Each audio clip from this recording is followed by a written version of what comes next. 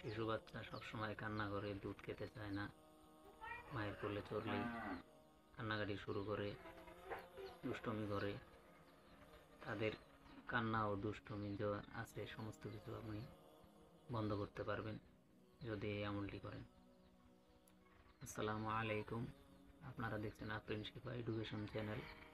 এই চ্যানেলের মাধ্যমে সাধারণত আমরা ইসলামিক চিকিৎসা, কোরআন ও আমলের মাধ্যমে দিয়ে থাকি, শিখিয়ে থাকি। তো আপনারা যদি কেউ শিখতে চান বা উপকৃত হতে চান, এই চ্যানেলটি সাবস্ক্রাইব করে দিয়ে নোটিফিকেশন বেলটি অন করে দিবেন এবং ভিডিওকে লাইক করে দিয়ে বেশি বেশি করে শেয়ার করে দিবেন।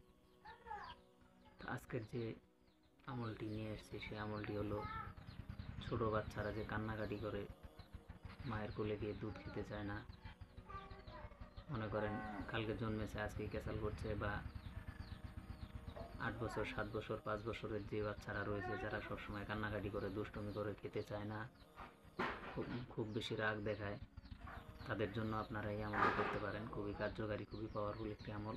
আমরা বেশিরভাগ ক্ষেত্রে এই আমলটি ব্যবহার করে থাকি।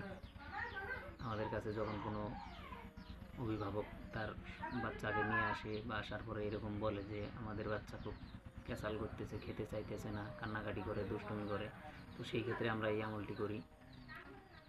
সাধারণত খুবই পরীক্ষিত একটি আমল, সবসময় এটা ব্যবহার করা হয়।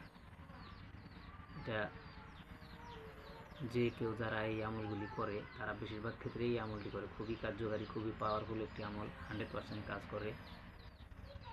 এই আমলটি করার জন্য কে কোন জায়গা থেকে দেখতেছেন অবশ্যই কমেন্ট বক্সে জানাবেন, এবং আমলটি কিভাবে করবেন সেটা আমি বলে দিচ্ছি, আপনারা শুনে নেবেন।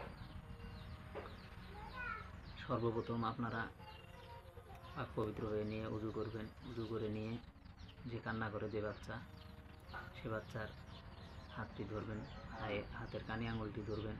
ধরার পরে তার নামটি নেবেন। নেওয়ার পরে সর্বপ্রথম 3 বার ইস্তেগফার করবেন এইভাবে: আস্তাগফিরুল্লাহ ওয়া আতুবু ইলাইহি, আস্তাগফিরুল্লাহ ওয়া আতুবু ইলাইহি, আস্তাগফিরুল্লাহ ওয়া আতুবু ইলাইহি। তারপরে আপনারা কি করবেন? বিসমিল্লাহির রহমানির রহিম, এটা করে নেবেন। এটা যখন হয়ে যাবে তখন আপনারা কি করবেন?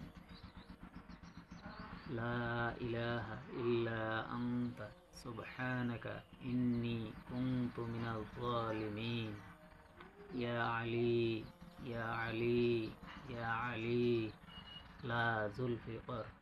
আবার বলছি, লা ইলাহা ইল্লা আনতা সুবহানাকা ইন্নী কুনতু মিনাল যালিমিন, ইয়া আলী ইয়া আলী ইয়া আলী লা যুলফিকার।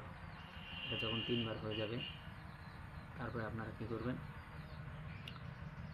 সূরাতুল ইখলাস একবার পড়বেন, সূরাতুল ফালাক একবার পড়বেন, পরে তার গায়ে দম করবেন।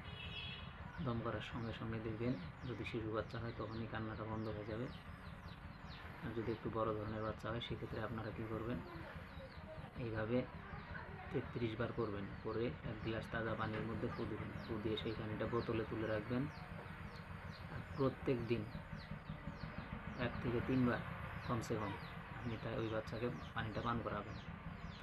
এইভাবে কিছুদিন করেন, ইনশাআল্লাহ খুবই দ্রুত আপনাদের কাজ হয়ে যাবে। আর যদি শিশু বাচ্চা হয় তার গায়ে দম করার সাথে সাথে সে তার কান্না চুপ হয়ে যাবে, সে আর কান্না করবে না, কোনো খেতে গিয়ে অসুবিধা করবে না, সমস্ত কিছু 3 বার ফু দেওয়ার সঙ্গে সঙ্গে বন্ধ হয়ে যাবে।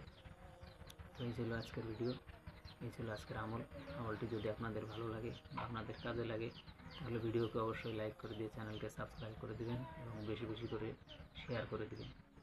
আর এইরকম গুরুত্বপূর্ণ ভিডিও দেখার জন্য আমাদের চ্যানেলের সাথেই থাকবেন। আসসালামু আলাইকুম ওয়া রাহমাতুল্লাহি ওয়া বারাকাতুহু।